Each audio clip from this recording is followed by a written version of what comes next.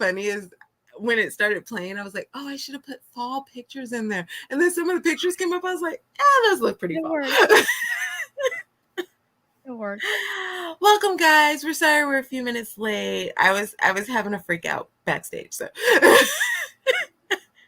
it has been a morning. Welcome to Small Town World. If you're new here, this is the place where we discuss how to put together your small town and like all of the people that are in there and just have a great little chit chat about all things fictional little small towns. I'm Tiffany, one of your hosts, and to my next to me, I was like, I don't know which place you are. Like it looks one way to us, but it's not how it looks. It's the opposite. I know. I have my other host, Nia. We do this kind of podcast style.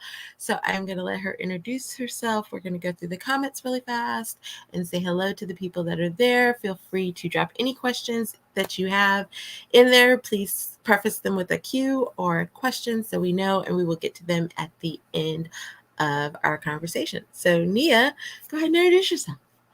Hi, I'm Nia, the Vixen of Fiction all over the internet, and I publish cozy fantasy, closed door romances under NV James. I also do some spicy stuff under a pen name, but I write things, I draw things. I'm on Twitch, so you can follow me there. If you want to come hang out with us while we get things done, reading and writing, you can follow my YouTube channel, and I do live sprints over there on Tuesday nights at 7:30. So that is me. And I'm, again, Tiffany, TL Russ Lifestyle. I do have books out under TL Russ as well as Des Lorre that you are more than welcome to check out. And a lot of them center around small towns. So we today, because I don't know if y'all have noticed, the calendar seems to have fallen away. And somehow we are maybe not according to, like the first day of autumn, but we're basically in the fall season.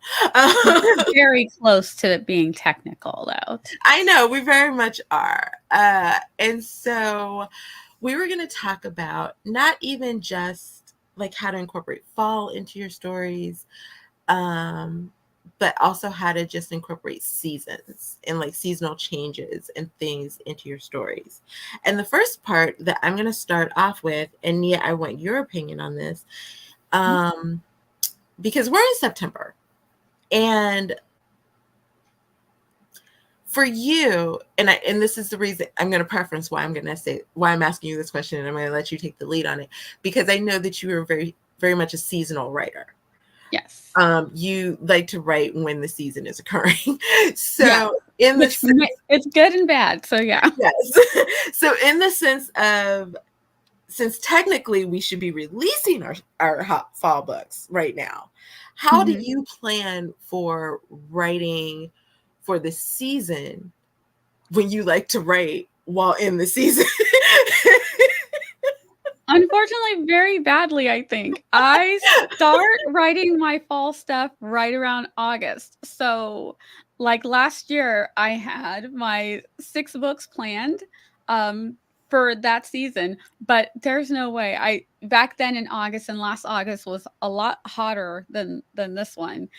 This one actually August actually was feeling pretty good, and now September already feels like fall, which I'm like, yay. So, but now I'm trying to write Christmas stuff for the fall, or in fall, which is still giving me a little bit of the struggles. But what I did was with the when I started writing my fall stuff last year, thinking I just will crank them out.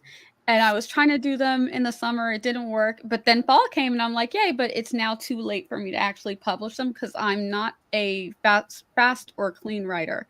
I outline very quickly, and then I start filling in my outline, and then I have a draft, and then I still need to go back through it. So by then it's been a month, but I've got 3 stories that are partially done. I can finish one of those. And it's something that with the short stories that I figured out last year, and I'm working better with it this year.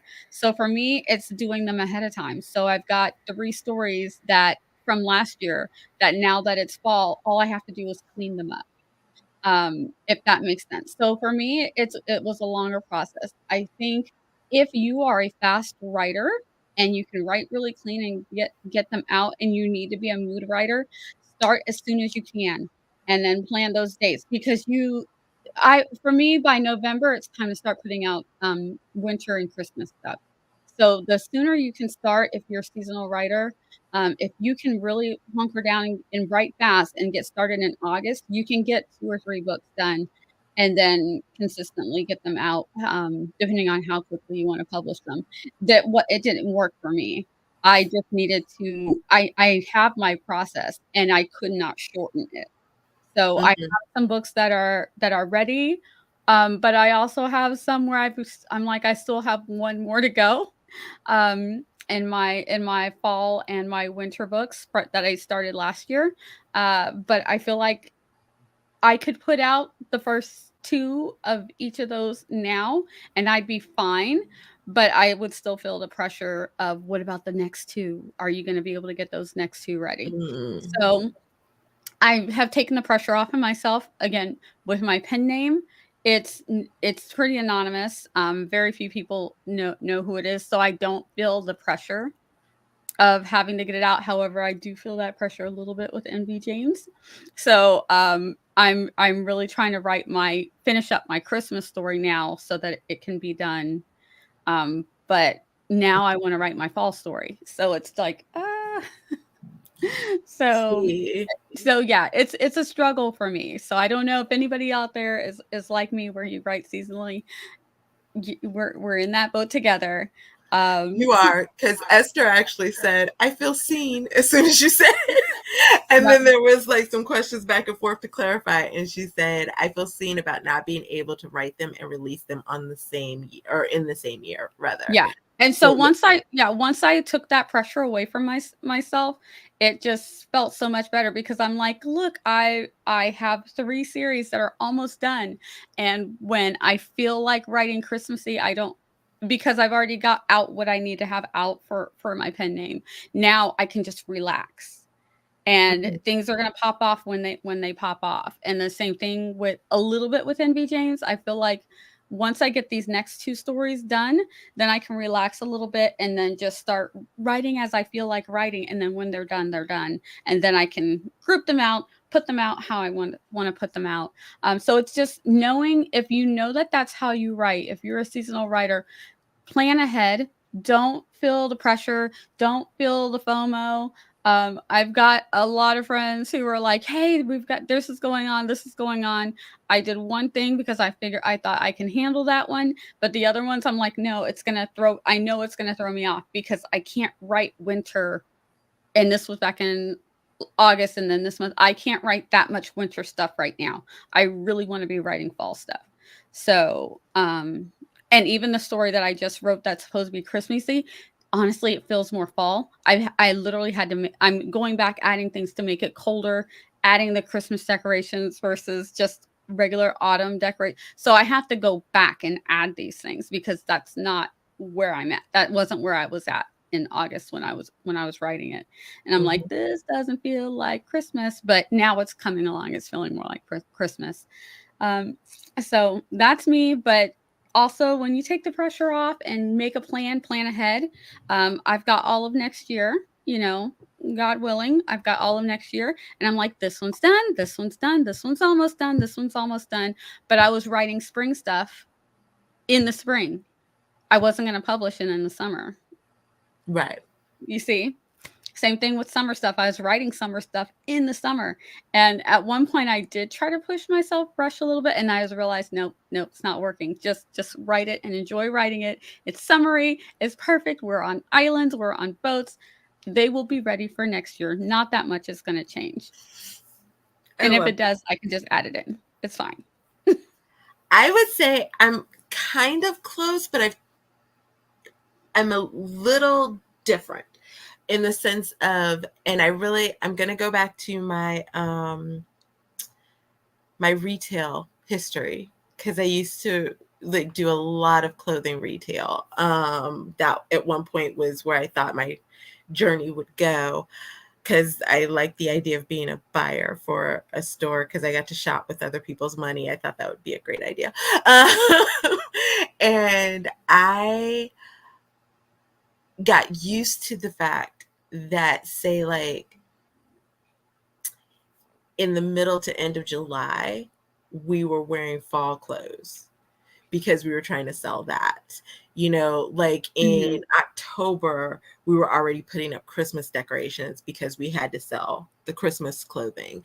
Like in May, we were selling summer bikinis and swimwear and tank tops. Now, like warm weather, cold weather wise outside, maybe not the best idea. Like we were in Yes. sweaters in the middle of July, not ideal, conversation.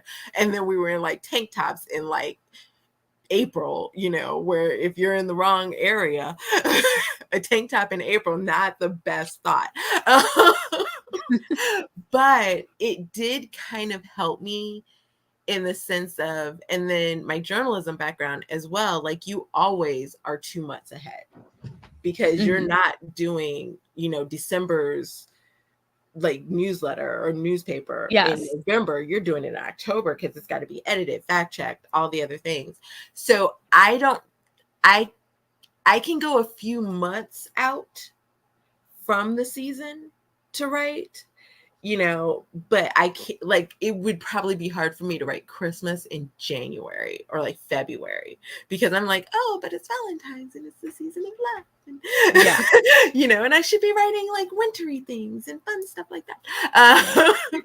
It's so funny that you mentioned that in what the story that I'm currently writing, the main character, she is a journalist, and I almost put that because it's Christmas. I almost put that she can go on vacation because the December issue's done, and I was like, well, no, she needs to have January and February. So, Mhm, and I literally had to roll it back. I'm like, nope, nope. If I put December, she's behind. She can't go on vacation. What are we talking about? mhm.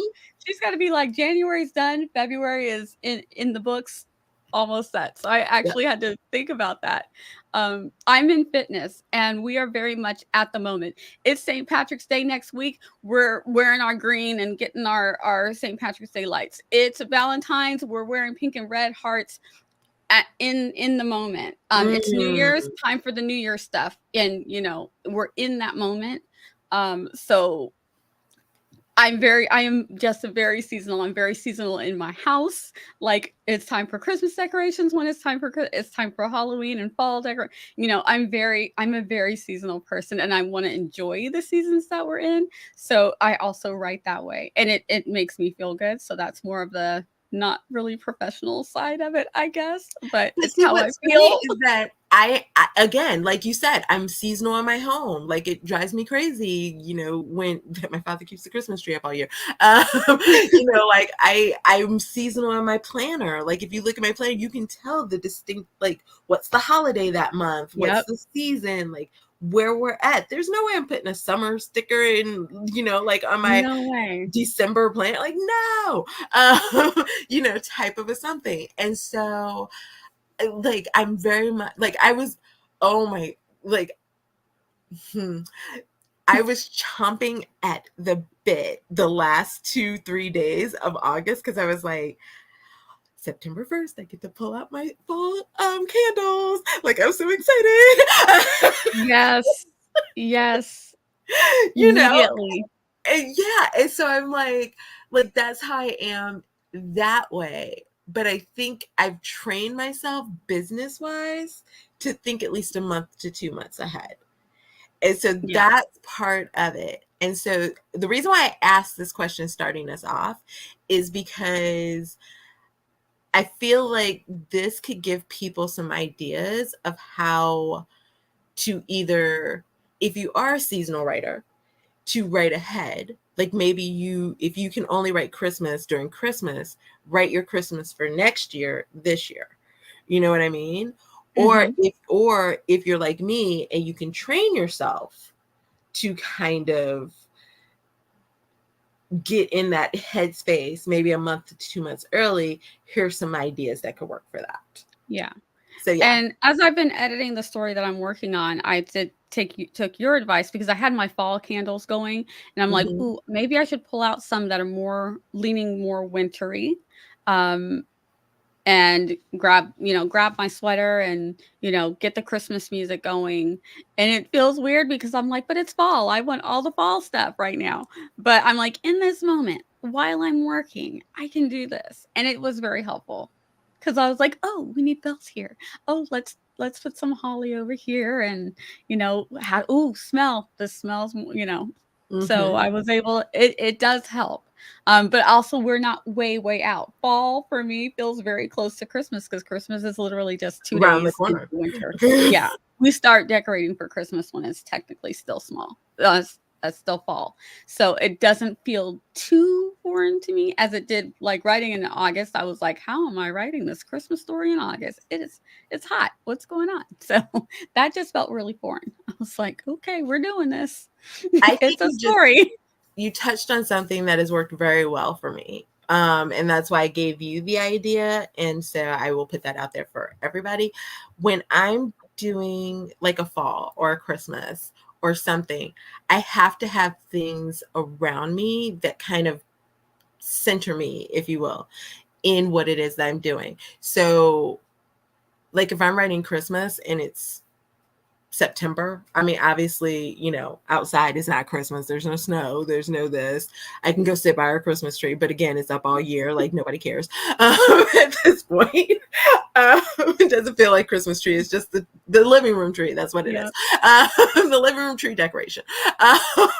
But I will turn on like say maybe some Christmas music or like one of the video ambiance type of things that has like a tree or fireplace or something like on YouTube. Mhm. Or I have like specific Christmas candles that I will light that give off that, like holly and pine kind of smell or whatever. Um, and like that helps me kind of get in that sense. But also, and I'm going to quote my editor in this moment, which is something she wrote on the side of one of our fall stories. And I always keep this in the back of my head. Don't forget the pumpkin spice. Yes. Because I think about it, like she was like we wrote this fall story, and yeah, in our heads we were like, oh, it's fall, they're wearing sweaters, and they're like, talking about. I think they may have talked about the breeze or something like that, and she was like, where's the pumpkin spice latte? Where's the blistering Yeah. winds? Like, where is, And you where's the know, person you gotta the have that person who's leaves? annoyed. You have to have the person that's annoyed that everything is turned pumpkin. Yeah, like where are the pumpkins? Where's the apple picking? Where's the this? So all like I now keep kind of a list of things that are considered fall. Mhm. Because obviously you can't put fall in every story or that, like everything in every story, but it gives kind of a sense of maybe it is, like this can kind of situate you. Like if you're writing a holiday story, but maybe it's like a beginning of the holidays. Like maybe they don't have Christmas trees up yet, but they could still have like maybe some cold, or like maybe it snowed early and somebody's pissy that they had to clean off their car, or maybe the Christmas lots are coming and they're like, my good gracious, it's October. Why? Like think about those type of things that kind of symbolize what the holidays would be for you, and kind of, and not even just holidays. What about, like, again, like Mia said, if you're writing a summer romance and it's spring, or even crazier, it's winter. Like maybe have a list of what that is for you as well, so it can keep you on Mhm. track for what kind of plays out for those type of seasons. Yeah. And if you're not one of those types of people that's really the things that you derive during the seasons. There's also things like sports. There are sports Mhm. that pop off in the winter that are really big. Definitely in the fall, football season kicks off, and it's huge. Mhm. And it goes throughout the whole winter when hockey season kicks off. So you'll have those parades and the Christmas parades, which are usually in November. A lot of ours start right after Thanksgiving. Tree So there, lightings. yeah. So Yeah. there's a lot of things that you can do if you're like, I need to find something different to let us know that we're in fall in this town, and I don't want to just keep using the same thing. There's a pumpkin in the window or something like that. Mhm. There's other things that trigger the mind to automatically know, oh, we're in the fall season. Case in point, my current season that's releasing is football. So it's a fall seasonal book, but I actually haven't talked about necessarily like pumpkin spice or Mhm. the cold winds or fall leaves or anything else, but because it's football and football is synonymous with fall, it runs that, Yep. so like those are kind of the questions and the ideas of it. So just to give people some ideas, what do you think of when you think of like fall or winter or holidays? Because let's just take it into the rest of the whole year because we're so close to Mhm. all of it. Like what are some of the things that symbolize that for you, either in your own life or when you're reading a book? So, I will say for what I like to incorporate in my books is because I'm small town adjacent. I'm here in North Carolina, so we have some big cities, but they're not very close. But we have some of those small towns where if you drive through, if you blink, you miss it because there's one light and one gas station as well. But what we always have in the spring, like just all of the things that start popping up, the little pop-up stands and stuff like that, but they're also very big in the fall, with farmers Mhm, markets. We're all mhm. starting in spring, we're going to the farmers markets, whether we're getting the plants in they'll start the little starter plants for you in the little pots, and you can get them from Lowe's and Home Depot, but it's so cool to get people who are like, "This is my 3rd generation of peppers," and you're here's it's a little starter, and it's like, "Yes, give me that. I want that." So there's these like markets start popping up. When you're driving down the road, there's the watermelon stands, and in the fall there's pumpkin stands. All of those things. The churches a lot of times will do their annual pumpkin patches, where all of a sudden there's like pumpkins all over the yard, and they do them to raise money and stuff like that. So you go pick out your pumpkins. The Christmas tree stands start coming up around November. So there's things that start happening in small Mhm. towns that this happens around October. This happens around November. There's all like in October, all of the haunted houses, the homemade, I call them homemade. They're small town haunted houses that pop up. There's all of these little things. And because as I drive around North Carolina, whether I'm going to Raleigh or Charlotte or going to the coast, you see these things. And so these are all things that they're synonymous with particular seasons for me. I know when it's late spring, early summer, we're having all of the fish festivals and the seafood festivals, and in the spring we're having the magnolia festivals and the azalea festivals. And so because I know that these are the things that we go to and that we do, these are the kind of things that I wanna incorporate into my stories. And even for people who don't live in small towns, it's like we're giving them an entry into the world of this is Mhm. what it's like to live in a small town or be small town adjacent. We have these really cool things because a lot of times people think nothing happens in a small town. Oh, yes, it does. Mhm. Not only do we have events, we have some pretty awesome gossip, so Oh yeah. just I'm going to touch on, for me, a little bit different of a turn in that question because JC said a fall festival. And I do have a small town that does, like, I've already incorporated that in that every year there's this fall festival. I Mhm. like fall festivals are great. But if you're going to put a fall festival in your town, how do I put this? Like, don't just say it's a fall festival. Yes, Like, you give it some. have to come up with what's in that fall festival. And so you have to think of like, like if you're gonna have a fall festival, is there like a festival king or queen?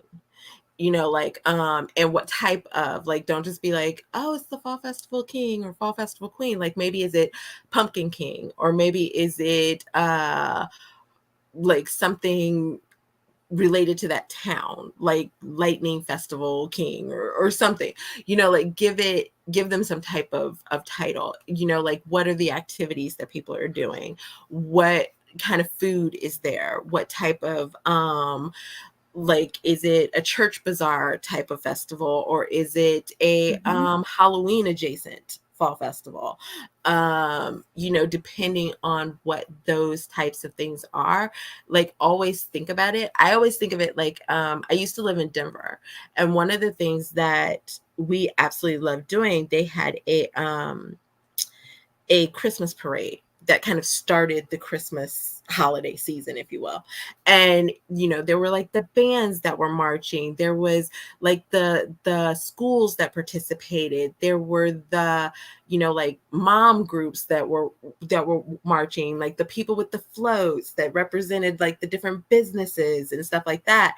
But at the end of it, it culminated at the Capitol building, and then the idea was you would go like they have this whole tree lighting and stuff, and then you would get your hot chocolate, and you'd Mhm. walk around the like there's like a curved area that's right in front of the Capitol Center or the Capitol building, and they had all these different like Christmas displays set up. That one was like Hanukkah, one was like Christmas, one was like different Santas or animals or whatever, and you walk with your hot chocolate and you look at all the little things and stuff Mhm. like that. And then a lot of people after that would then go to like some of the restaurants downtown, would then Yeah. have specialty like things if you came in that you could get like a meal or whatever. So think about those things when you start to Yeah. think about like a festival or some type of event, is like, if you were the city or town planner and you could come up with your idea of what would be like, get everybody out and involved, what is it going to be? Yeah. And especially in a small town, because I think Nia can speak to this maybe a little bit more than me, but small towns, like, if you had a festival or an event, it's a town event. Yeah. One of the things I was gonna say is you when you're thinking of what you wanna make it, sometimes they are all encompassing, and the reason why they're all encompassing is because the town is so small that Mhm. there's not like 50 certain type of a thing to make that they can make the festival themselves. But I hear a lot of times you'll name your fall festival whatever your festival name is, and they're usually something. They're not just generic fall festival. Give it a Mm-mm. name, and then they have bake offs. Oh yes, that's a Different types of bake offs. So you can pick a type of bake off that you want. If it's fall, you could do a pumpkin spice bake off, and it's everybody brings their best pumpkin dish. And Miss Jody wins every year with her pumpkin spice crumble, and everybody's been trying to beat her. And Miss Laura with her pumpkin cookies, they're terrible, but we hate to hurt her feelings because they're dry and they broke someone's tooth one year. I mean, there's so many, but then you also have yes. the woodworkers. There's so many crafts. A lot. Hmm. One of the big things that whenever we go to any of our festivals, whatever you might want to, whatever it might be, the crafts, the arts Mm. and crafts, the woodwork, the rocking chairs, benches, Hmm. dressers, tables, you name it. Sometimes they'll be from the littlest trinket to a large, massive wooden table, because people have sometimes been working all year, creating things. They're selling stuff in their shop, but they're creating things specifically to show off at the festival, to because this is going to be a big business for them. So Hmm. there's things like that you can think of. The barbecue cook-offs Yes, are Lord. are or Not chili, they're the chili serious. The chili cook-offs, ones, yes, the honey. briskets.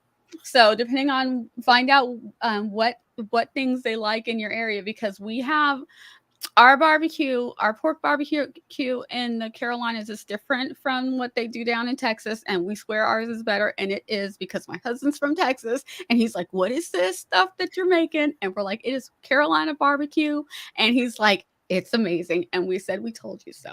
So, I mean, we're in Missouri. I'm on one side of Missouri, and like I'm in St. Louis, and there's Kansas City. And I swear to you, you ask a St. Louis person, they're like, "We're better than Kansas City." You ask a Kansas City, we're better mhm, than St. Louis. We're in the same flipping town. yep. And we would fight you to the death for it. Festivals are a great way to just drum up those fun little competitions Hmm. that are going on in your small town. It could just be side comedy, or maybe it could be your main character is the new person in town and they think they're They're gonna gonna mop just the go. floor. They're like, I am it. I'm gonna mop the floor with these Miss country Jody's people. going No, down. no. Yep. Miss Jody is out for revenge.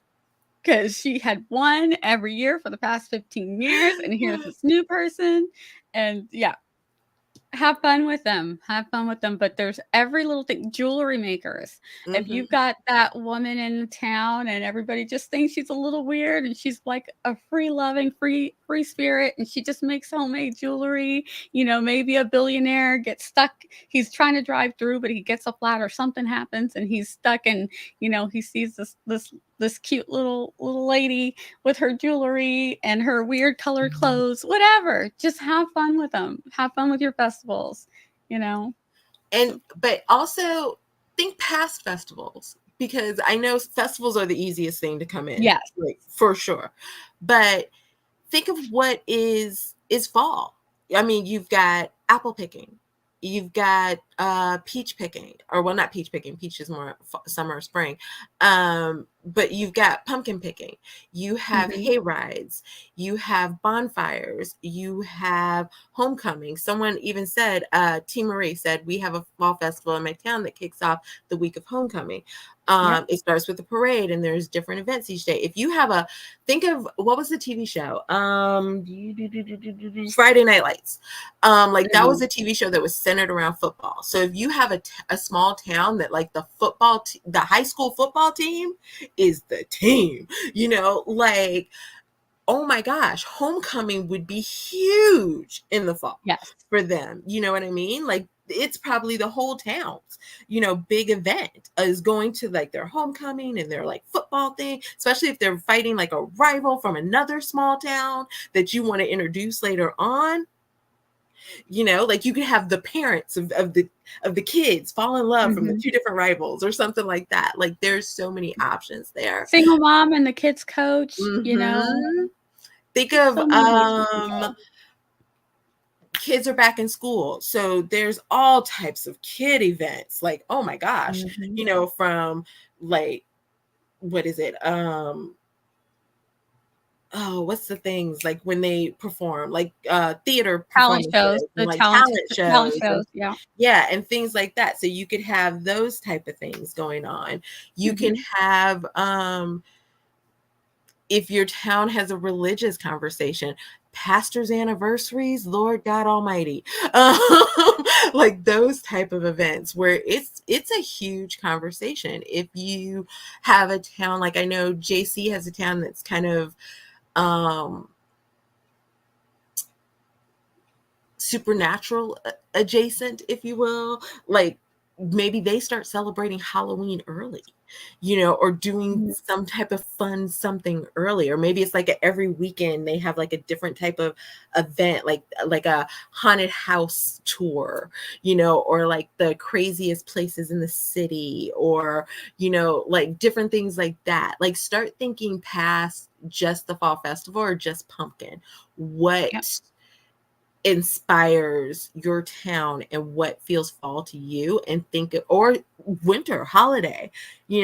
My thought, we have a town here that they do and it's really overkill. They do a Santa parade every flipping Saturday from Thanksgiving to Christmas. But that's where everybody goes to get their Christmas like things. They have like Mhm. fireworks at certain nights. They have like there's events the whole month until Yep. Christmas. So you could do something like that, or maybe you could have, what is it, like if it's a single parent, what if one of the single parents is like the person who does all of the stuff for the Christmas pageant? Mhm. And so you could do a whole series based just around the Christmas pageant.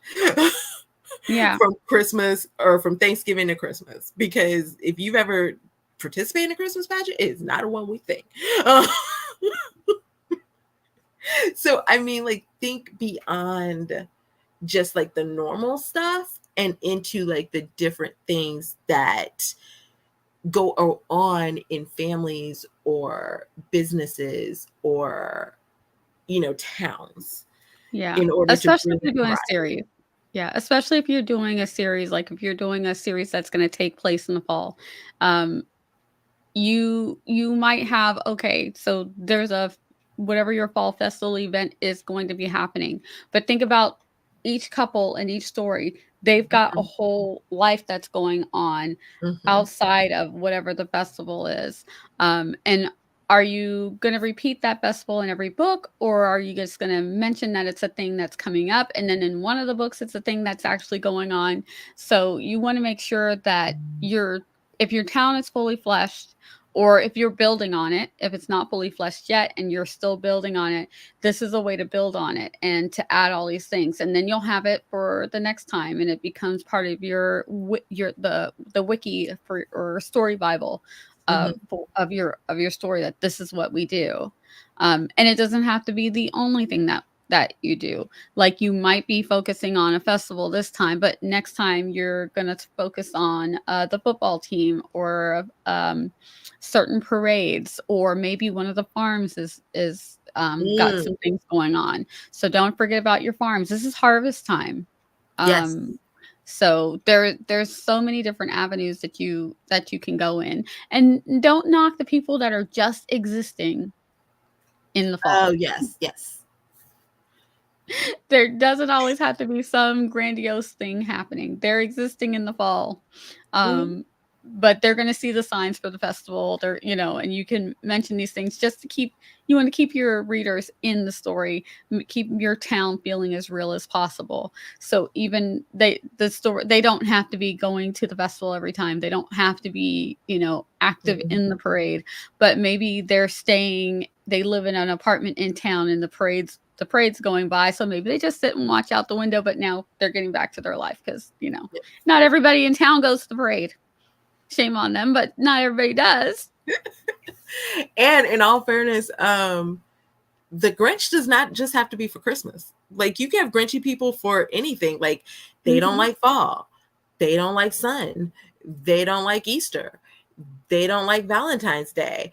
They, like you can have people. That's a great story. Like somebody who's like, the uh crabby Valentine's Day falls in love, or something like that, or like Christmas dude, or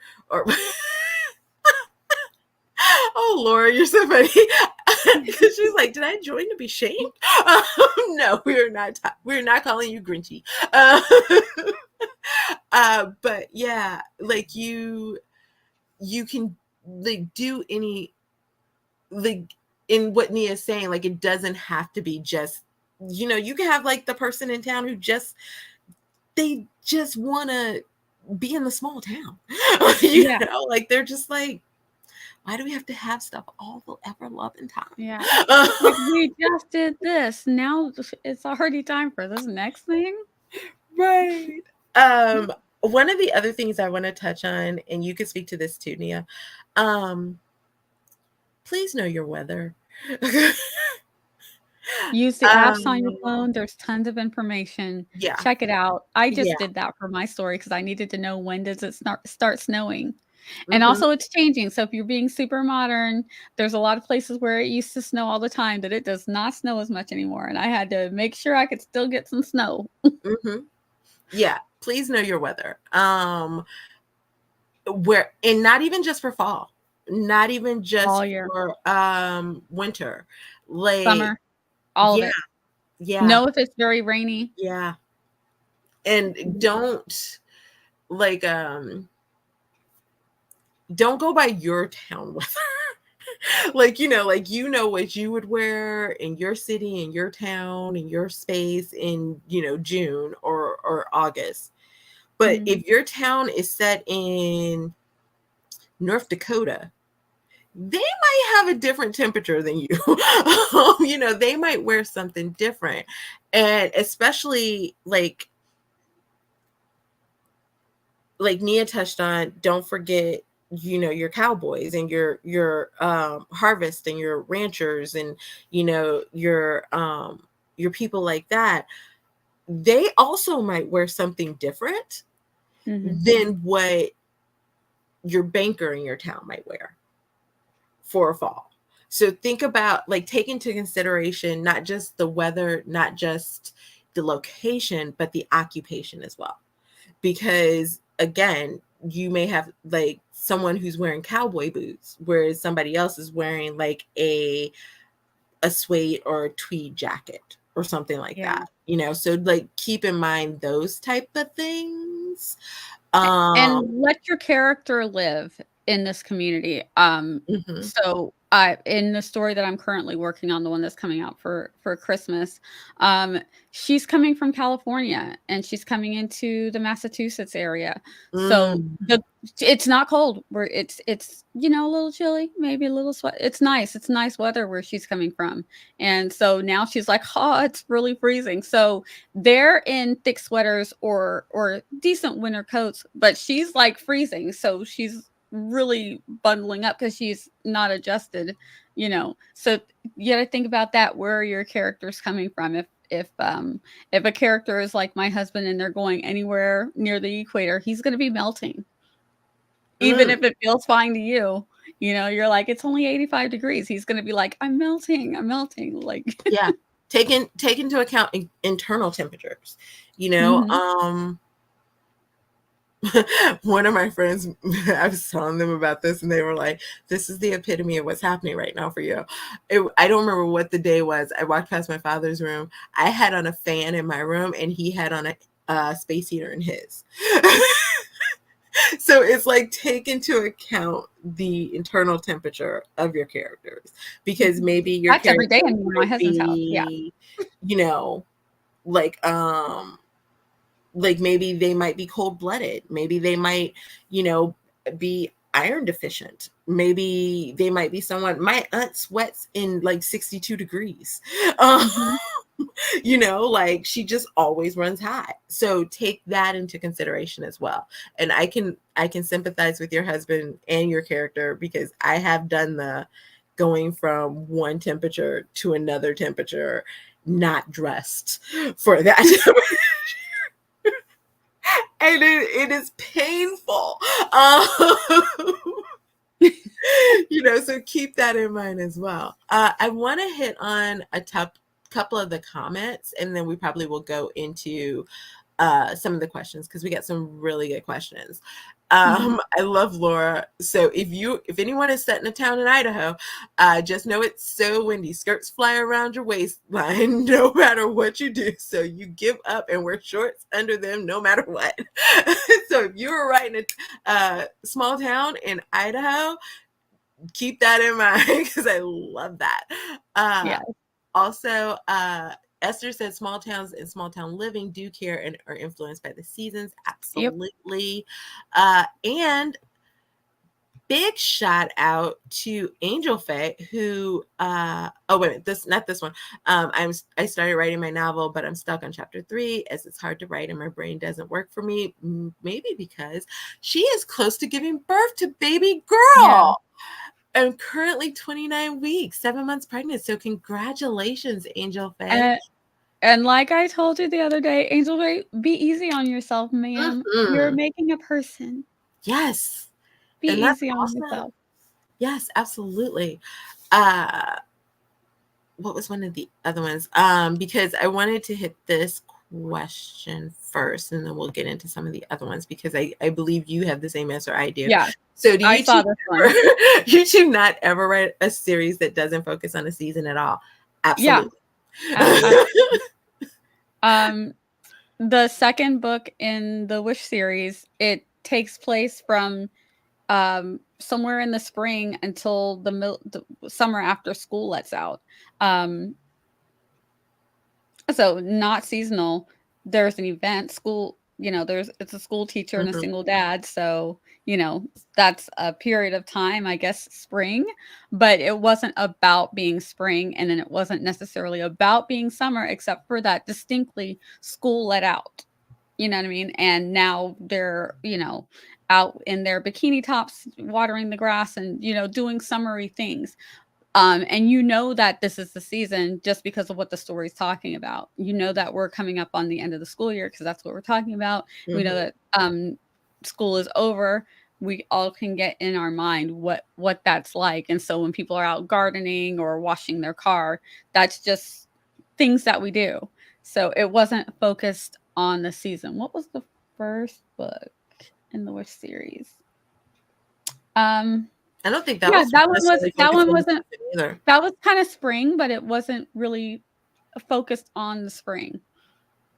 But, yeah. So you I'm can just have events happening, and you describe what's going on, and it but for me, I think I was kinda writing that in the spring, but but it wasn't a spring story, if that makes sense. So Yeah, if you know what I'm saying? because I'm gonna Like, I'm gonna the distill this story into had to something a little yeah. bit like what you're saying. There's a difference between, and I think this is where you're kind of overlapping, if you will. There's a difference between writing to a holiday or a specific themed season and writing your story where you acknowledge what season you're in. Mhm. Because in all of our stories, whether it's, specific to fall, specific to holiday, Christmas, or whatever holiday you celebrate, whatever, um, 4th of July, if you're in St. Louis, if you're in the US, like there's a difference between writing like a summer series and writing a series that's set in summer. Yes. Because like writing a summer series, you're writing a series that specifically deals with, maybe they're doing something that's synonymous with summer activities, maybe they are celebrating a specific holiday that is big during the summer, maybe they are doing an event that only takes place during the summer. Yep. Writing a series that's set in summer, you're just adding in like that it's hot. There's, they're doing barbecues. They are Yeah. going to like a picnic. They are, I don't know what else is a summer thing, watching fireworks, like whatever Yeah. it is. Fireworks, beach, the clothes that they're Yeah. wearing. All of those things So, change. and all of our stories, if like we're crafting our like our surroundings Mhm. and our, like locations and our ambient, I can't think of the word I'm trying to think of, but like our space, they should have some form of, she was outside, it was a hot day. Like how Yeah, does that affect her? She was yeah, like, she came inside from the sun, it was, in the air conditioner, it was cool. Or like it was winter time and she stopped to get a drink. What type of drink is she getting? Because it's going to be different if it's March versus if it's November. yeah. And Maybe. that goes to the where I was talking about earlier, how you might have 4 books in a series. One of them might focus on your fall or Christmas festival, but the rest of them are just people that are existing, within whatever the Mhm. realm of the series that you're writing about. So if you're specifically usually if you're specifically making a fall series, you wanna definitely make sure you're bringing out the fall elements, because then there's people that are seasonally reading potentially. But if you just have a series that maybe it's your any best friends, a group of best friends, like I have with the Bennett brothers, it's just a group of brothers. So that's the connection of the stories. Um, so each story is just going to be taking place. But if one of them is that two of the stories took place a little bit around the restoration of this theater. So that kind of like carries over a little bit because that's how one of the brothers actually comes back to town, is to help with the restoration. So it wasn't the tie wasn't the seasons. The ties Mhm. can be other things. It could be a group of friends, it could be siblings, it could be teammates, and the stories don't always take place in exactly the same time.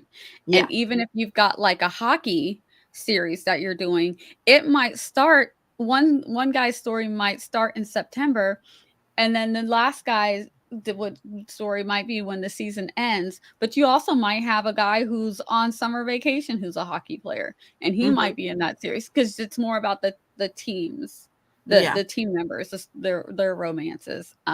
Maybe he's injured and it's the off season and he's got to take care of himself, go through physical therapy. So that's when the story is not necessarily about the seasons, but some of the stories will take place in the seasons of your Mhm. small town. So you just want to make sure you're adding those elements. So if you do have fall things that are going on and one of your people's stories takes place in the fall, you can add those elements. You know that there's this festival, you know that there's going to be a Mhm. parade, you know that Mama's Bake Shop, starts making all the pumpkin stuff and all of the pumpkin lattes. Maybe he doesn't like it. So you just add those things in, but the series for his book isn't a fall series. It's a sports team series, but his story is taking place during fall. And to that point, like, you could have a spring story if you have a hockey player or a like, I have a character that works for the visitor center in Peach Ridge. They're starting stuff, like maybe it takes place in the spring, but maybe he is exercising or working out to get into physical training for it, for the hockey season. So maybe that's like leading up to that series, like you're talking about him working out. Or if, like, my planner guy, he's planning for the fall series, so it may be January but he's still planning for the fall series. So Mhm. you can intersperse those things without it being something that's focused on the season. Yeah. So yeah, I'm gonna go back and then we're gonna come back because there's another question, but I think we kind of answered it. Sorry, it sounded like a tree was falling into my window. I was like, what is that? Be safe. I know. I think it's just windy outside or something because that was a weird sound. Wow. Okay, if you're someone who doesn't necessarily concern themselves with writing a story in a particular season, how do you train your brain to get to a point where you do write a season ahead? I think we kind of covered some of this. I think it is just, figuring out what could set your mind in those right headspaces Mhm. and how to do it. And sometimes you just have to, our brains will go where we tell it to go sometimes. So sometimes you just have to tell it to just be like, dude, do it. Mhm. But that's a lot of it. Regina had a few things for you, Nia. She's like, way to go, Nia, go clean up those stories. Thank That's why you. my third short Western romance could be a Christmas story. Yep. Because you can publish it all next fall. Uh, Yep. so I love that.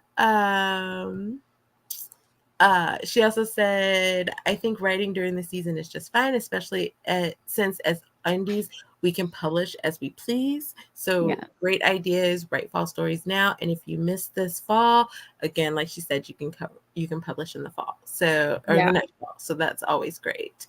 Yeah, and this is, really quick, it's Mhm. this part is a writer thing and the way that, our just everybody's brains are different, we all work very differently, um, that sometimes when we're trying to write a thing and we're trying to force ourselves to write something, what I find is I actually write less. Mhm. Whereas if I would just let myself write the thing I want to write, I will write more. Mhm. Um because my brain's like, oh, let's write this, and I'm very excited about it. So if I just let myself write the thing I'm excited about writing, I can fit it in later where it needs to Mhm. be. But if sometimes when I shut myself off and say, no, I can't write this thing that I want to write because I have to write this thing, it takes me 3, 4, 5 times as long. I'm doing that thing, and I hope I'm not the only one who's done it, who's staring at the computer, Mhm. like, write And you the were next not. word. Just write the word, and you're just, like, sitting there thinking, thinking, thinking, "Okay, no, no, thinking, thinking, thinking, this isn't right." And I can be 2 hours and maybe write a paragraph or a page, and that's ridiculous. Where if I'd have been writing what I wanted to write, I could knock out 5,000 words, in a couple hours straight, because that's And where my there's brain wanted to be. I know a lot of us, we write differently, and sometimes it is really hard to come out of, let's say you're into Lisa and Bob's story, and then like to come out of that world or come out of that story, it's really hard. But there's no hard and fast rule that says if you all of a sudden think of Michael and Elizabeth's story, you can't hop over there and either write down your notes, start writing like the first scene that pops into your head, do something, and let that be your passion project, or let that be like your side project until you're ready to release it. Like there's no hard and fast rule that says you can't do that. So, keep that kind of open in your head as well. Angel Face said, in my current work in progress, I'm trying to incorporate seasons 2 so the novel has some good sense. Absolutely. Mhm. Esther always also said this December to January I'll be writing another holiday romance. Love it. Again, pumpkins for me don't symbolize fall either, because I'm not a big pumpkin person, but I love apple picking. Like apple Mhm. picking for me is huge for fall. Baking is huge for fall. Yep. Cherries are huge for fall. So Yes. think of what it is, blackberries, things like that. Think of what works for you for fall and then Yeah. incorporate that. But also don't negate the fact that while pumpkins may not be huge for you, they are huge for everybody else. Right. So your characters aren't always you. So it's Yeah. like sometimes you may have characters that, yes, they're like, I hate pumpkins. Don't give me a pumpkin. And then there's another character in your town that's like, give me all the pumpkins. Give me every single Exactly. pumpkin. And I Type of too am thing. more yeah, I too am more of an apple person. I love the give me a caramel apple. 'Tis the season. Yes, yes, yes. And cinnamon everything. So I'm more that Ooh, than I am cinnamon. pumpkin, but I like the aesthetic of a pumpkin. So I do put the little pumpkin decorations. Like, I'm visual, so I like the Mhm. aesthetics of things, and I'm more likely to decorate with a pumpkin than am to decorate with an apple, but I wanna smell the apples. Most of my Yeah. candles that I'm burning right now are apple something. There are a couple of pumpkin, but most of them are apple something. And that's for me, that is it. Like, ugh, yes, Mhm. love it. But everybody's different, and a lot of people love the pumpkin. They wait all year to have their pumpkin stuff. So it's okay to be different. Go ahead and be varied. Some people are gonna like neither. They're just like sweater weather. It is Yeah. finally sweater weather. And so and if you have a friend group, let them all be that different person. One who's like, I'm not changing my drink to apple or Mhm. pumpkin, anything. Give me my same drink, but it's sweater weather. So let them be their own character And in your you can have story. so much fun with someone who is like sweater weather is their ultimate thing. Like they could have, oh my gosh, they could have all types of like special cardigans. They could have like Yes. the one sweatshirt that is like their sweat. My aunt gifted me a sweatshirt that it's like the day after Thanksgiving, I'm putting it on. And it's because it says all I want to do is bake cookies and watch Christmas holiday or watch holiday movies. And that to me symbolizes like we're in Christmas. Uh, so And like find what don't it knock the is. mug girlies too. There's the mug Don't knock girlies. the mug girlies. It's I'm mug I'm season. huge on All a the mugs mug, are out now. so yes, do not knock the mug girlies. Uh, Um, Esther also said, if thinking about what could happen. Think of the people you want to write and think of what they would be busy doing during August through October, which is a very good point. And she gave examples like a sports family would do different things compared to I love she's got the mug. I actually, even though pumpkin does not symbolize Christmas to me, I have a huge pumpkin mug that I adore. And this currently is my favorite. It's like this little green, like all kinds of wibbly wobbly. It looks like someone just made it in a kiln somewhere. Love And I'm it. like, yes. Uh, so a sports family would do things differently compared to a theater family, which is very Mhm. true. Same with if it's a witchy family, maybe they are getting a lot of business. They make bigger batches of potions, maybe more tarot readings. So that also Mhm. is a very good point. Laura went through a whole thing, which was hilarious to me. She was like, they just want to have fun by joining the gossip web. And then she's like, has anyone written a small town story where the gossip web plays a major part? It would be interesting to have the female main character move in with the ambition to collect secrets and weave a machine of blackmail. And then her and Mm. JC went into this whole gossip girl, older woman, like whole thing, like plotting in the chat. It was so great. Mhm. So I think do it. It would be hilarious. Um, and then Renee had a question. Writing like rival family companies, both fams have money. Would I set it medium-sized town or small town? I think, Depends on the type of company. yeah. Is the company a farm? Is the company a local paper? Mhm, Is it a smaller town grocery store? Is the company a grocery store? Depends on how small the town is. The mhm, smaller the town is, the harder it's gonna get to have certain types of industry, but mhm, you can remember this, a lot of small towns have a factory that kind of is like a pork factory or a fruit factory or something, that is kind of like where the main jobs in the community. Um, so if you've got something like, if depending on really, if you want to have like a big super cool corporation, it's probably not going to be in the small town. mhm. But if it's something like factory workers, machine workers, maybe someone's, because they're the other thing I is could think of a you're caveat. not gonna put uh I could almost think of a caveat. Like, okay. okay, if it is a big quirky type of business, right? Mhm. If you don't want to do it in a medium-sized town, but you want to do it in a small town, start it in the medium-sized town, but have the two That main characters work for different corporations and not know that they both come from the same small town.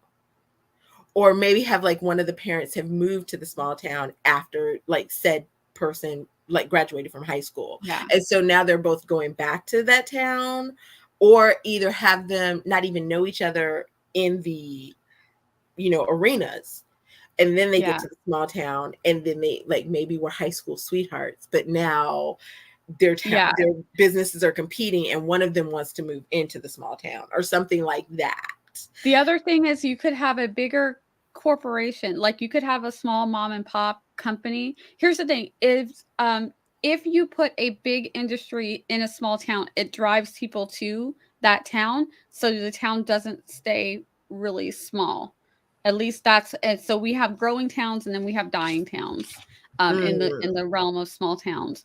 And when industries start leaving, those towns start dying off because they don't have there's no jobs for the workers. So mhm, when you if you have two big companies that are going to be able to employ thousands of people, people are going to come. So you don't like how small is your small town going to be? So it's really going to depend on. That's why I say it depends on what the business yeah. is.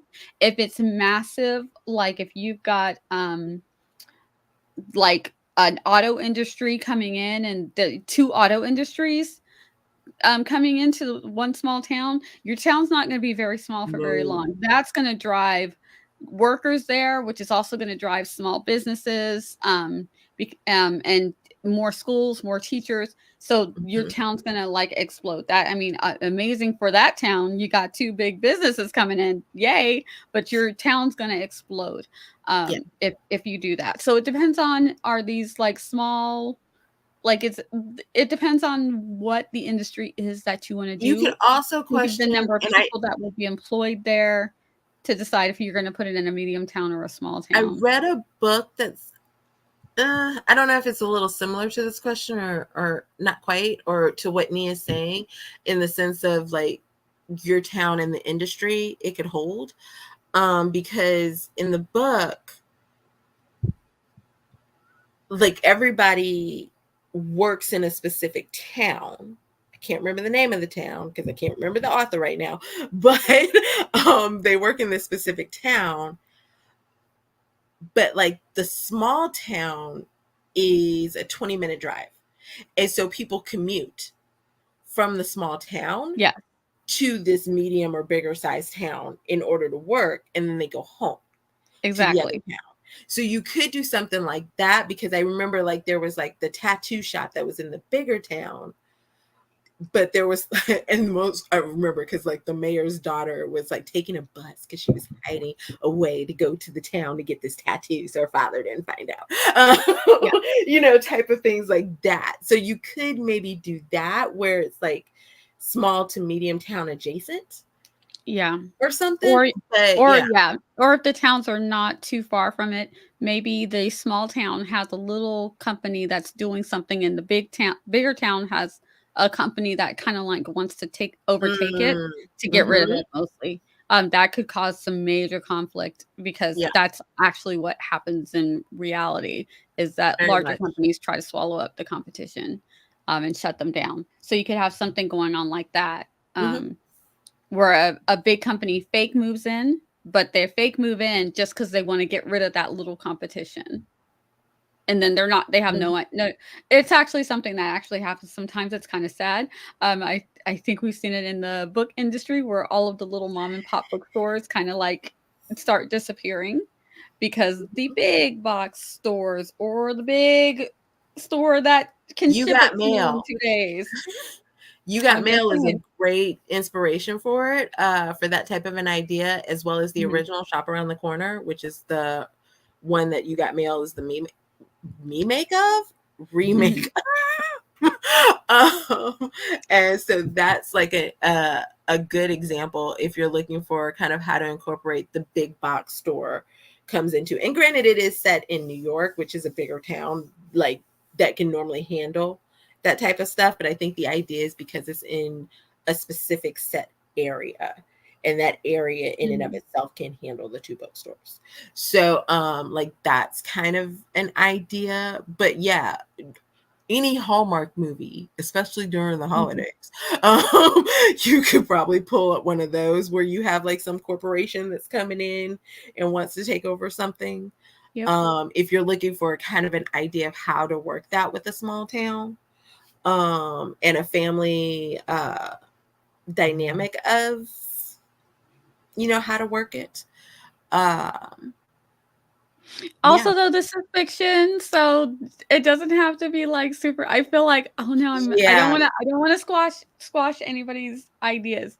It is fiction, and Mhm. fiction in and of itself lends some elements of fantasy even in a contemporary world. I mean, we've got these stories where 2 people are meeting and they're falling in love and gonna live happily ever after. So there are some elements of family or of fantasy Mhm. in our romance, so don't if Yeah. if you get it close enough and you've got fans that love you there and you got a good story, they're gonna love it.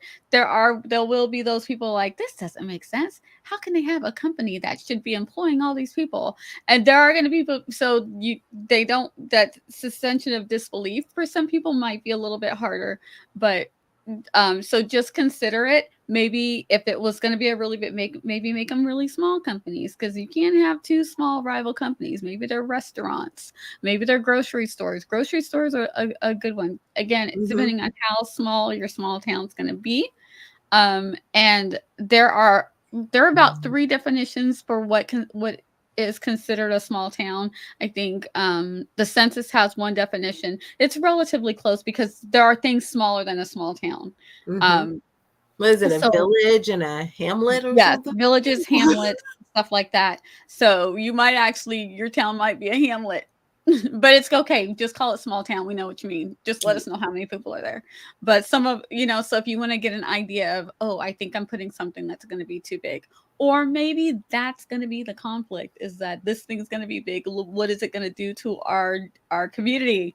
If you move this massive company in here, we don't have the houses, we don't have the roads, we don't have the infrastructure, you know. Mm-hmm. And so maybe someone who has a smaller company that's just been chugging along, maybe a little hardware store. Hardware store is a good one because, Hardware you is know, good too. Yeah. we have lot of little local hardware Bakery. stores. Bakery is a good Bakery is a good one. one. Mm-hmm. So again, going to depend on what you want that industry to be, but think about the population and what an industry of the size that you're thinking out about would do for a small or medium-sized town. And I think if it's a medium-sized town, you could probably still get away with calling it small town, depending Yeah. on the vibe of it. Yeah. This so last question here. And I think that this is a good one because we just kind of touched on this, really just kind of bookend it because I think we started off somewhere around here.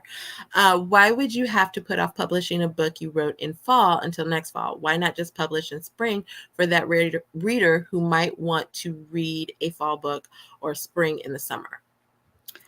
You want to I take this? Or you want me? I feel like for marketing purposes, you're capitalizing on something if you can, if you've got a fall book, if you can put it out around August, September, October, you're putting yourself in a better situation. And that person who likes to read fall stuff in the spring, guess what? The book will be there. You can read it in the spring.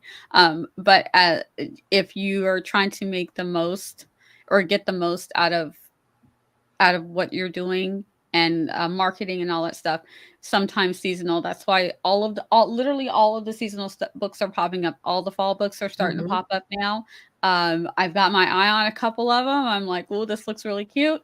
And the same thing happens in spring, summer. Spring, summer starts coming around. You start seeing all the beachy stuff and all the Mhm. camping stuff, and it's just it's people are, if for some people, if they put all of this work into writing this book and marketing, you want to market to a season if you can. If it's not a seasonal book, then just put it out whenever. But if you know I've got, it's specifically a fall series. Each character is taking place, one's September, one's October, one's November. It's a fall series. Make the most of it. Start kicking it off in September because it's a fall series. Might as well. It'll still be in there in the spring and summer for the people who like to read off season. It's still there. Mhm. I'm going to reference the hockey trend that is killing right now. Um, that is a trend that, because people are very much into that trope, hockey players, hockey romances, all the pucking, that's huge. You could write that probably January through December, and you're going to Mhm. have somebody who's going to pick that book up because it's Yep. huge. If you were to write a Santa book in March, nobody's looking for that. If Mhm. you were to write a Valentine book I was gonna say Valentine's. Yep. in July, nobody's looking for that. If you, or the amount of people that are you looking for it are so minimum that you're not going to have the release that you're looking for. Now, if you were to maybe like release one book that tied into your Christmas series in like July, because July is known for that Christmas in July Mhm. conversation, and you market it as such, especially if you tie it into Hallmark now, who is like playing Christmas music or Christmas movies in July, um, that would be like the time frame. And okay, because the reason that I know, how do you know that? And are those people not important too? Yes, they are Yeah, important. that's why that book We're is not there. saying You're that not they're taking the book not. away. Yeah, Yeah, no, we're we're not not saying that taking the they're book not. away. What we're No. saying is, in the fact that this, look, at the end of the day, I just had this conversation with someone yesterday.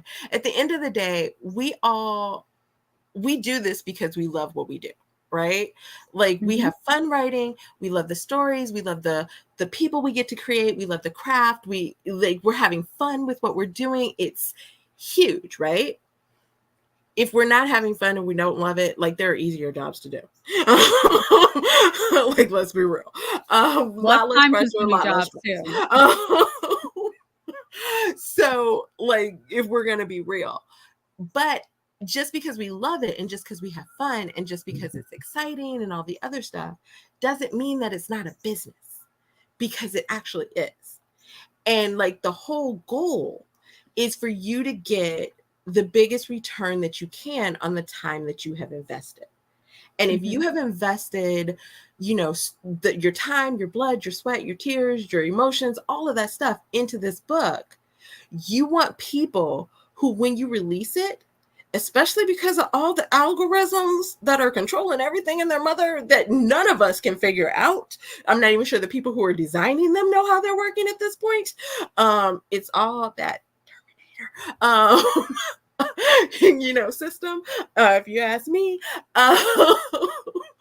But like, you want that algorithm, you want those people, you want that return to be the biggest that you can get.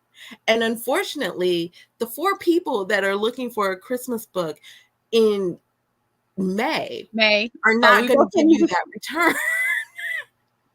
You know what I mean? And especially because if they, like Nia said, if they want a Christmas book and you wrote a Christmas book in November, it's not going away. Yep. Like, they can Yep. still, I can search Christmas all year long and find a I Christmas I book. literally did this. I wanted to watch something Hallmarky that was Christmassy back in, I don't know, like March or April. I just looked one up and I watched a couple of them. They didn't disappear because it wasn't Christmas anymore. Don't ask me. I think I wanted Christmas baking. I don't know what I was thinking. It was a mood. It was a mood at the moment. But it was there when I looked it up. I'm like, oh, there's a couple I haven't seen. I watched them and I got my little fix. So, okay, the goal is to create a bigger backlist. Yes, obviously, we talk about it all the time. The bigger your backlist, the more people you have coming to you, the more people you have finding you, knowing you. Mhm. But it's a strategic backlist. Like, you just creating a bigger backlist to create a bigger backlist. Like, to me, I don't find that. I don't. Like, to me, it's strategic. Like, yes, I want a bigger backlist, but I also don't want a book that looks like a flop, Yeah. or a book that doesn't look like anybody's downloading it, or a book that's not going to be searchable through the algorithms, because the books that have the higher like points are the books that are the ones that like the algorithms push. So the higher up you can get, the higher you can trend. That's the book that people are going to probably see first. Yeah. And so it's not even, because you also said, so why hold onto a book that could add to your backlist? Because You still sometimes, have yeah, it. sometimes it's a choice that you're making. Like if you're like, okay, I have a book, it could go with my fall series, or I could put it out right now and say it's March, and it's clearly a fall book, and it's part of a series. But you're like, it's March, I want to go ahead and put it out so I could. I don't. It doesn't pick up or anything like that. It's there, but then the next one maybe isn't ready for another year or whatever because you're writing other stuff, and you can put it out like that if you want to. There's no one saying that you can't, Yeah. but why not if you know you've got a 4 book series that can that and they're short, particularly if they're short. We're not talking about epic fantasies. If this is an epic fantasy or something like that, sure, just publish it whenever, because that's a whole different expectation. But Mm-hmm. when you've got like short stories or something like that, they do well when you do them once a week or one every 2 week or one a month. Even if they read one and they know that the next one's coming, next one's coming, you can say the next one's going to be here in 3 weeks, the next one, or whatever. And you've got them ready. It's like a whole marketing thing that you're able to do. Then why not? Versus having a book that's just been sitting there. Sure it's a backlist, but you could have put it with the series and made a whole fun thing of it Mm-hmm. with your marketing. So it's just a choice. You Yeah, don't have to. because look, at the end of the day, everybody's publishing business is their publishing business. Like you can Mhm. make whatever decision you want to make for when you publish, when you don't, what you hold, what you don't. But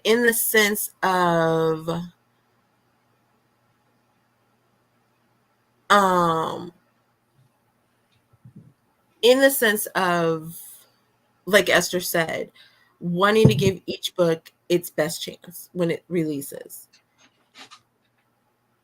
There are people who are seasonal readers. Like there are people who are like there's a reason that beach reads are huge, right? And Mhm. holiday reads are huge. That they talk about them like what are the top 5 beach reads like on the morning shows and news shows and book review shows. Like there's a reason that during January and February, like all of the booktubers and everything are talking about all the Valentine and the love books that Mhm. like they're reading and things like that is because they are that's what's trending. That's what they like. That's what they want to see. That's what most people want to see. That's what most people are Mhm. searching for. And so, yes, you can publish a book whenever you want to publish a book. But and you know what? There are some people who can't hold on to a book. Like if it's in their midst, in their grasp, and I'm learning this from some other friends of mine that I know, it's like they will keep editing, they will keep fixing, they will keep like looking at it crazy, they will do all kinds of stuff to it and it distracts from what it is that they're trying to do right now. Mhm. And then there's other people who can. But in the sense of giving your book, like Esther said, the best chance when it releases, it makes more sense to look at where people are, not even so much the market, not even so much the trends, but where people and readers are at Yeah. that moment.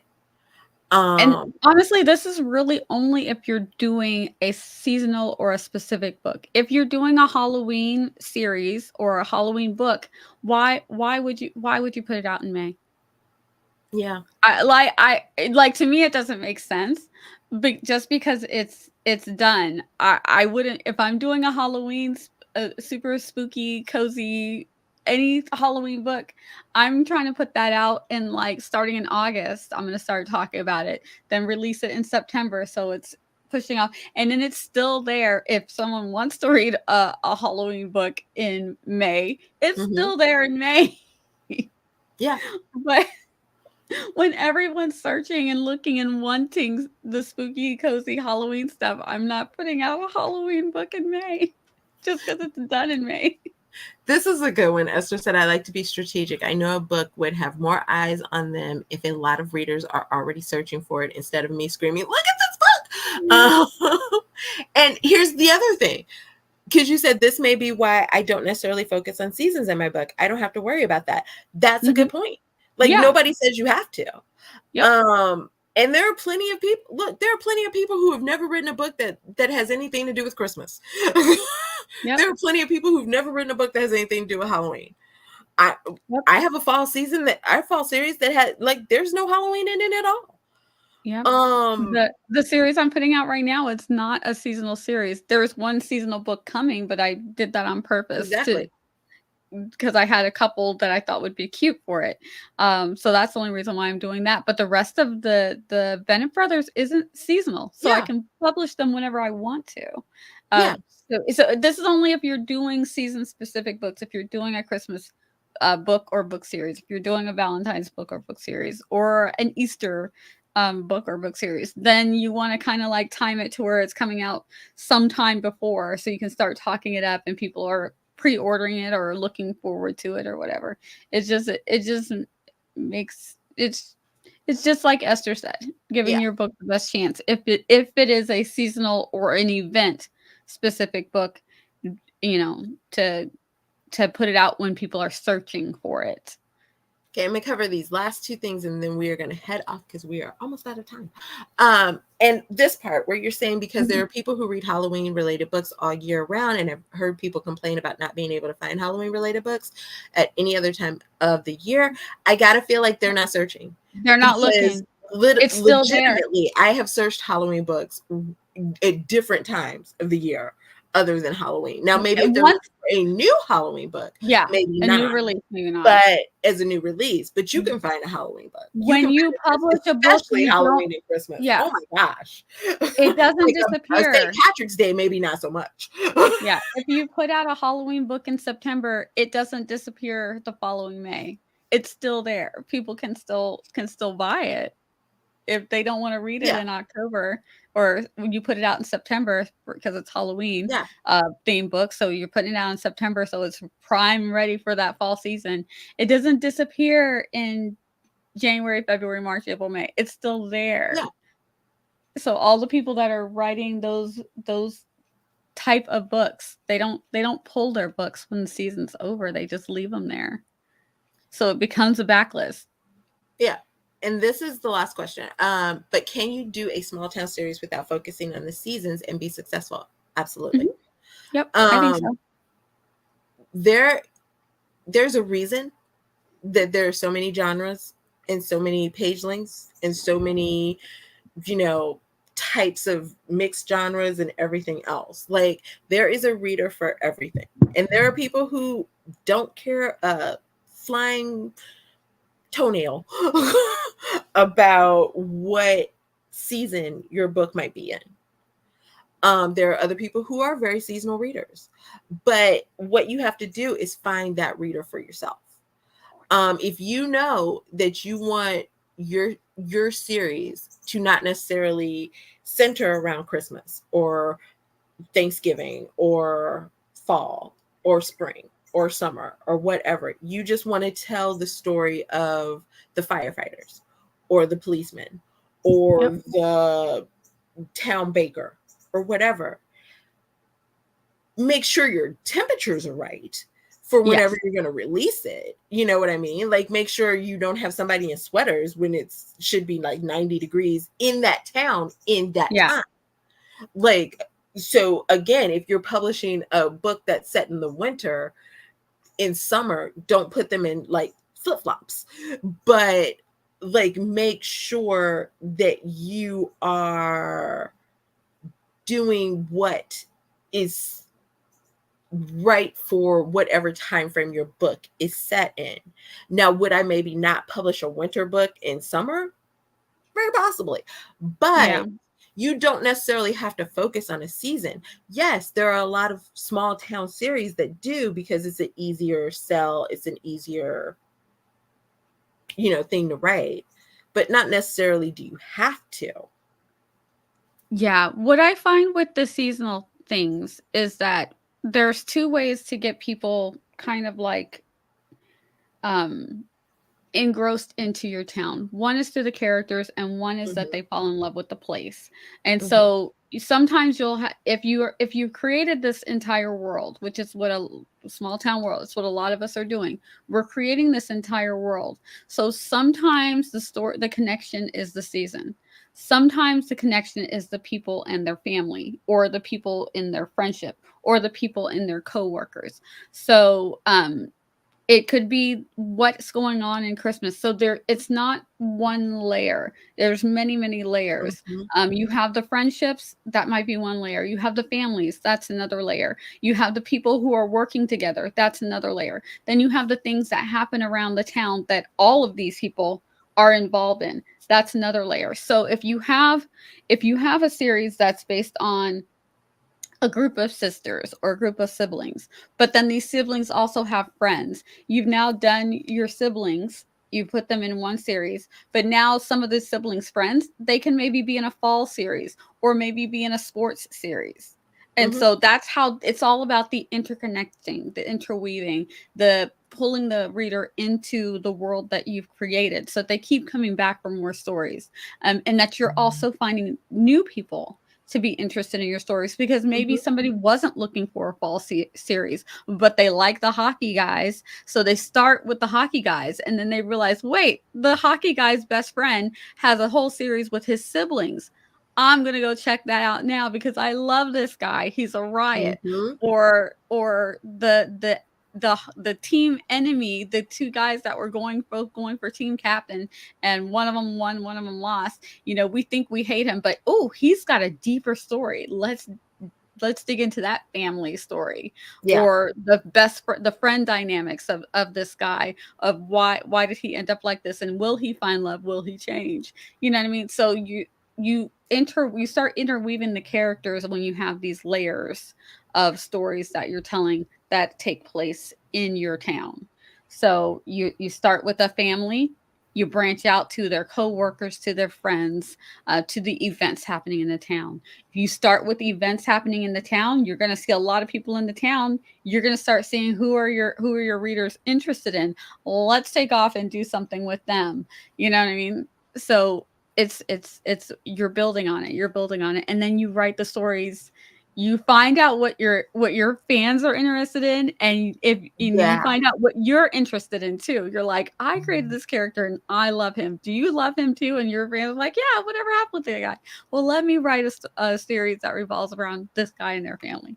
So you're involving your fandom, you're building your fandom, and it's a And I fun way think to do one of it.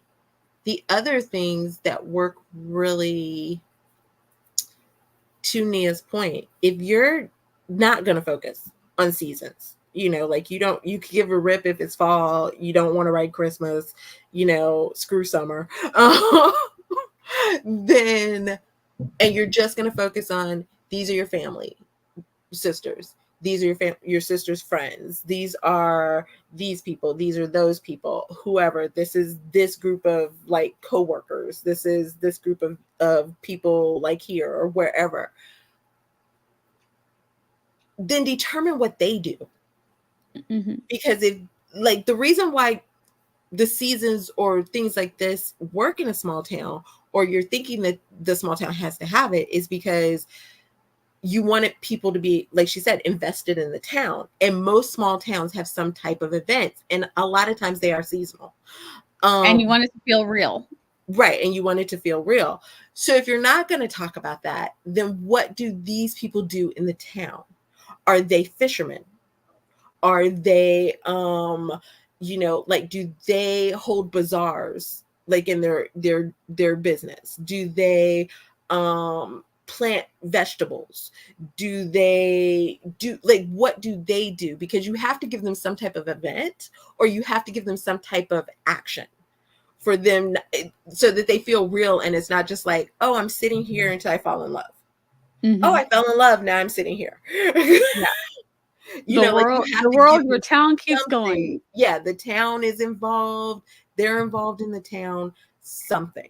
So just figure out what they do in relation to the town and everything else. And maybe what they do is not go to the Christmas festival, but they know it happens, Mm-hmm. or things like that. So yeah. All right, guys, we hope that this helped you out. We hope you found some interesting things. It's always, if you have questions or anything, leave them in the chat, or feel free to contact us on our social medias. They should be linked in the box. Yep. And You can also join us live when we're doing our yes, live you streams if you're following our channels. And you can ask us then, because we love talking about this stuff. We'll do. talk about it all the time. Yes. And guys, have a great afternoon. See you later. Bye.